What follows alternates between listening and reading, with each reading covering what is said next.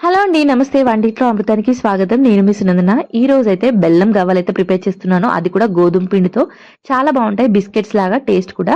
పిల్లలైతే ఈజీగా తినేస్తారు. ఇక్కడ నేను 2 కప్పుల గోధుమ పిండి అయితే తీసుకుంటున్నాను. మైదా పిండితో కన్నా ఇలా గోధుమ పిండితోని చేసుకుంటే చాలా హెల్తీ. అలానే నేను ఇక్కడ ఆశీర్వాద్ గోధుమ పిండి తీసుకున్నాను. ఇందులో ఒక హాఫ్ టేబుల్ స్పూన్ ఉప్పు, అలానే ఒక పావు టేబుల్ స్పూన్ దాకా బేకింగ్ సోడా వేసుకోవాలి. దీనివల్ల గుల్లగా వస్తాయి. అలానే ఒక 2 టేబుల్ స్పూన్ దాకా సూజీ రవ్వ కూడా వేసేసుకోవాలి. ఈ పిండంతా ఒక్కసారి మంచిగా కలిపేసుకోవాలి. ఎందుకంటే మనకు బేకింగ్ సోడా వేసాం కదా! కొంచెం మంచిగా కలుపుకుంటే మనకు బేకింగ్ సోడా అనేది మంచిగా కలిసిపోతుంది పిండిలో. ఇప్పుడు ఇందులో ఒక 2-3 టేబుల్ స్పూన్ దాకా కాగబెట్టిన నెయ్యి, అంటే నెయ్యిని కొంచెం వేడి చేసుకొని ఇలా వేడి వేడి నెయ్యి అయితే వేసుకోవాలి. మీకు ఒకవేళ నెయ్యి అంటే ఇష్టం లేకపోతే మీరు నెయ్యి ప్లేస్‌లో నూనె కూడా వాడుకోవచ్చు. దీనివల్ల మనకు లోపట గుల్లగా వస్తాయి. అలానే క్రిస్పీగా కూడా వస్తాయి. ఇప్పుడు పిండిని మంచిగా మర్దన చేసుకోవాలి. ఇది ఒకవేళ మీకు కొంచెం నెయ్యి తక్కువైతే అనిపిస్తే ఇంకొంచెం కూడా యాడ్ చేసుకోవచ్చు. మొత్తం యాడ్ చేసుకొని మనము కొంచెం ఇలా లడ్డూలాగా ప్రెస్ చేస్తే లడ్డూలాగా రావాలి. ఈ నెయ్యి వేసుకున్నాక అప్పటిదాకా కొంచెం కొంచెం వేసుకుంటూ ఉండండి. నాకైతే ఇక్కడ 2-3 టేబుల్ స్పూన్ల కన్నా ఎక్కువనే పట్టింది.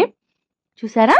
ఇలా లడ్డు చేస్తే లడ్డు రావాలి. ఇప్పుడు ఇందులో కొన్ని కొన్ని వాటర్ యాడ్ చేసుకుంటూ మంచిగా చపాతీ పిండి ఎలా కలిపేసుకుంటామో సేమ్ అలా కలిపేసుకోవాలి.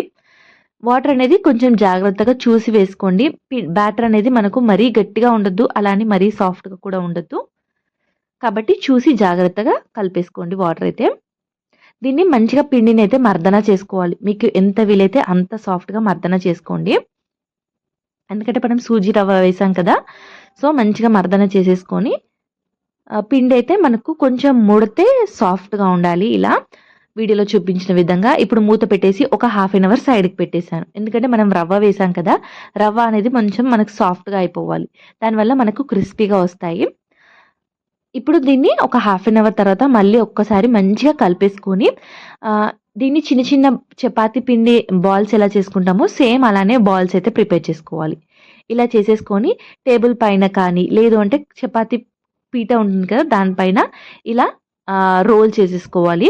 ఇలా చేయడం వల్ల మనకు గవ్వలు ఈజీగా అయిపోతాయి. ఎక్కువ టైమ్ చేసినట్టు కూడా అనిపించదు.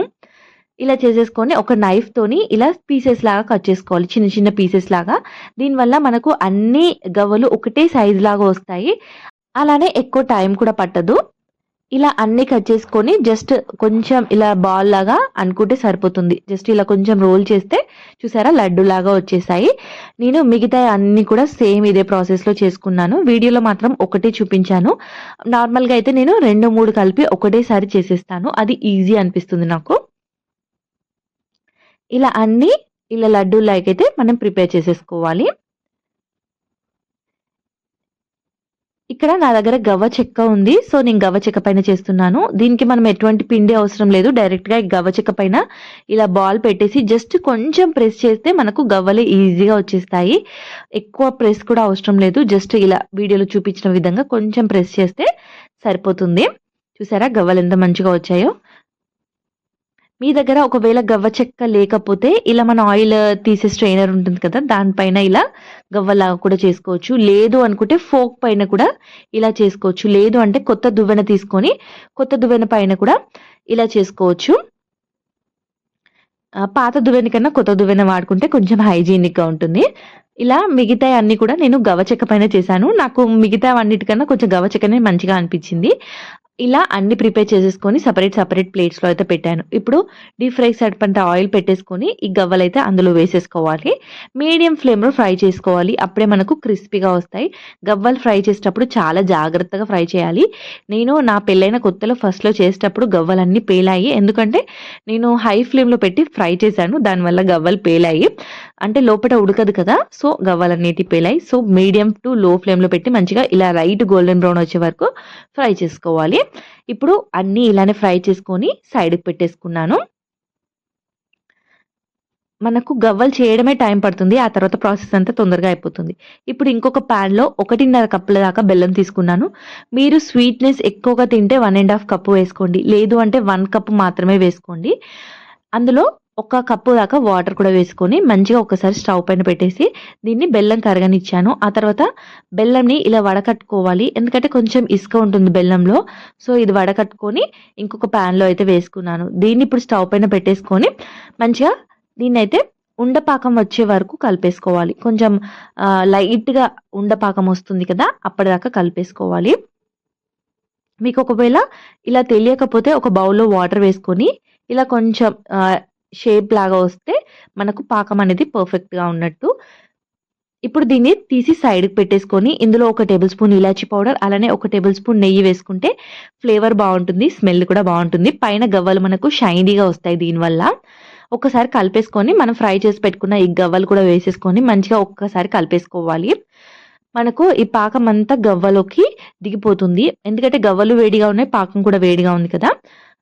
ఇలా ఒక్కసారి కలిపేసుకొని నెయ్యి రాసిన ప్లేట్‌లోకి షిఫ్ట్ చేసుకుంటే మనకు మంచిగా నీట్‌గా వస్తాయి గవ్వలు. లేదంటే మీరు చల్లారినాక కూడా తీసుకోవచ్చు. అంటే విడదీయొచ్చు ఈజీగా వస్తాయి. కానీ కొంచెం విరిగే ఛాన్సెస్ ఉంటాయి. అక్కడక్కడ కొంచెం విరుగుతాయి. ఎందుకంటే చాలా సాఫ్ట్‌గా ఉంటాయి ఈ గవ్వలు. నేనైతే ఇక్కడ మంచిగా కలిపేసుకొని ప్లేట్స్‌కి 2 ప్లేట్స్‌లకి నెయ్యి రాసేసుకొని ఆ ప్లేట్స్‌లో అయితే ఈ గవ్వలైతే పెట్టేస్తున్నాను. దానివల్ల మనకు చూడ్డానికి బావుంటాయి. అలానే ఆహ్, విడివిడిగా తర్వాత అనడానికి ప్రాబ్లమ్ ఉండదు. ఈజీగా వచ్చేస్తాయి. ఇది కొంచెం చల్లారిందంటే మనకు పొడి పొడిగా అయిపోతాయి. కాబట్టి ఇలా పెట్టేసుకున్నాను. చూసారా ఇక్కడ గవ్వలైతే రెడీ అయిపోయాయి. చాలా బావుంటాయి. ఒక్కసారి ఈ విధంగా ట్రై చేసి చూడండి. గవ్వలు ఎలా వచ్చాయో కూడా కామెంట్ బాక్స్‌లో కామెంట్ చేయండి.